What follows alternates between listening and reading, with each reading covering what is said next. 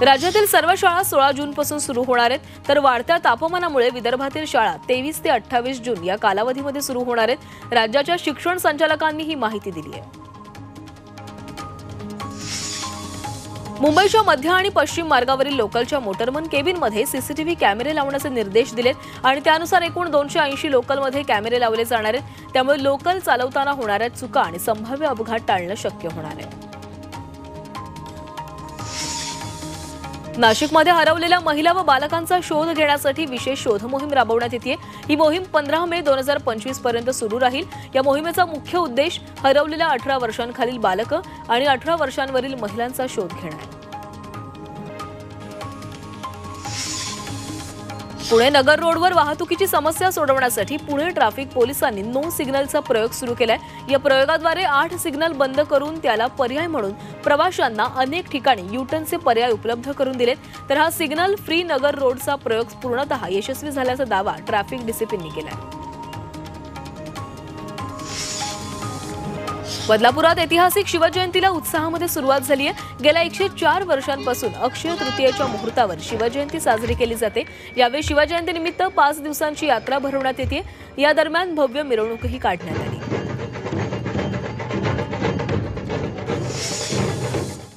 येवला शहरातील बाजीराव नगर इथं विठ्ठल रुक्मिणी मंदिराची स्थापना करण्यात आली.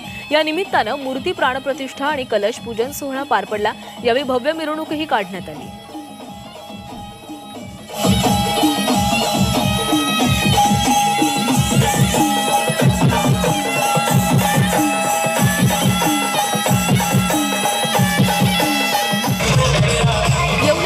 रघुजी बाबा यात्रा उत्सवानिमित्त कावड मिरवणूक काढण्यात आली.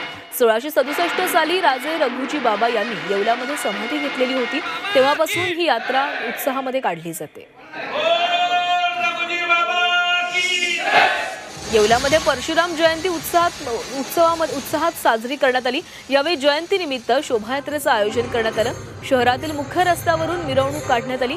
महिलांनी झांज खेळाचे प्रात्यक्षिक सादर करत शोभायात्रेत सहभाग घेतला.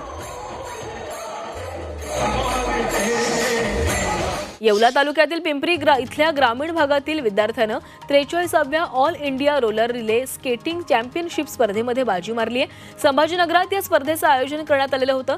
स्पर्धेत विद्यार्थ्यांनी चमकदार कामगिरी करत 1 गोल्ड, 3 सिल्वर आणि 1 ब्रॉन्झ मेडल पटकावलंय. भारतात गेल्या 2 वर्षांपासून विमान प्रवाशांच्या संख्येमध्ये प्रत्येक महिन्यात वाढ झाली आहे. मार्च महिन्यात देशात 1,45,00,000 लोकांनी प्रवास केलाय. तसंच गेल्या वर्षीच्या तुलनेमध्ये विमान प्रवाशांच्या संख्येमध्ये 8.79% वाढ झाली आहे. याची माहिती नागरी विमान वाहतूक महासंचालनालयानं दिली आहे. राज्य सरकारनं शाळकरी मुलांच्या सुरक्षिततेच्या दृष्टीनं शिफारसी सुचवणारा अहवाल हायकोर्टामध्ये सादर केलाय. 2 निवृत्त न्यायमूर्तींच्या अध्यक्षतेखालील विशेष समितीनं हा अहवाल दाखल केला. या अहवालात शालेय मुलांची सुरक्षितता महत्त्वपूर्ण असल्याचं नमूद करण्यात आलंय.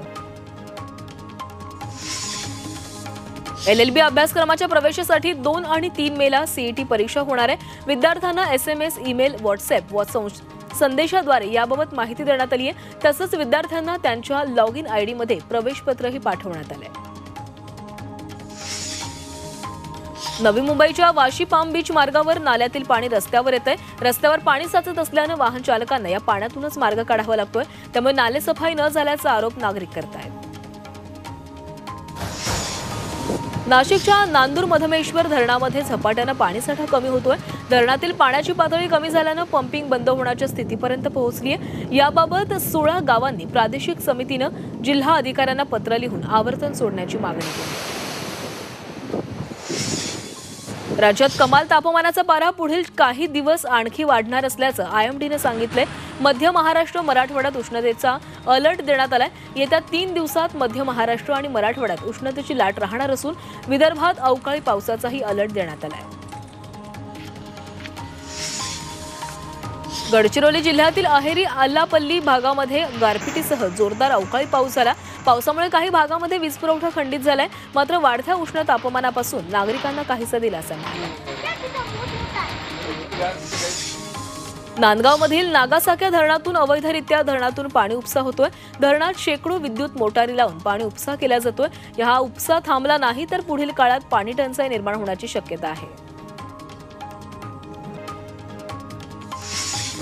पहलगाममधील दहशतवादी हल्ल्याच्या निषेधार्थ भंडारा शहरामध्ये हिंदू संघटनांनी रॅली काढली। यावेळी पाकिस्तान विरोधात घोषणाबाजी करत झेंडा उडवण्यात आला। तसंच पाकिस्तानला धडा शिकवण्याचीही मागणी करण्यात आली। नाशिकच्या लासलगावात पहलगाम हल्ल्याचा निषेधार्थ मोर्चा काढण्यात आला। सकल हिंदू समाजाकडून हा मूकमोर्चा काढण्यात आला।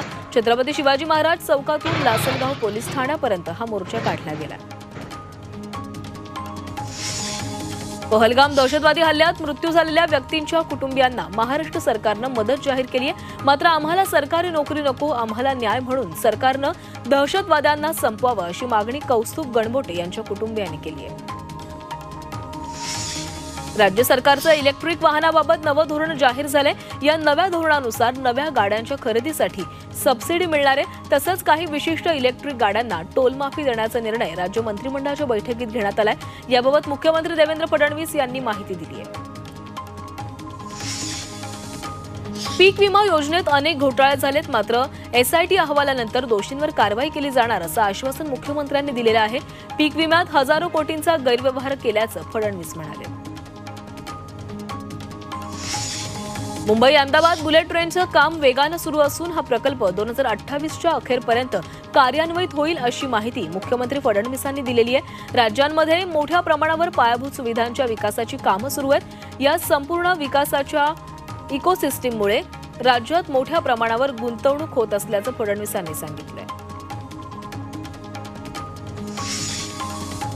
शिवसेनेचे संसदीय पक्षनेते खासदार श्रीकांत शिंदे यांनी विशेष अधिवेशनावरून काँग्रेसला टोला लगावलाय। काँग्रेस नेत्यांनी पीडितांचा अपमान करत पाकिस्तानसाठी सहानुभूती दाखवणारी विधानं केली, त्याचा जाब काँग्रेस पक्षानं आपल्या नेत्यांना विचारावा असं आवाहन शिंदेंनी केलेलं आहे।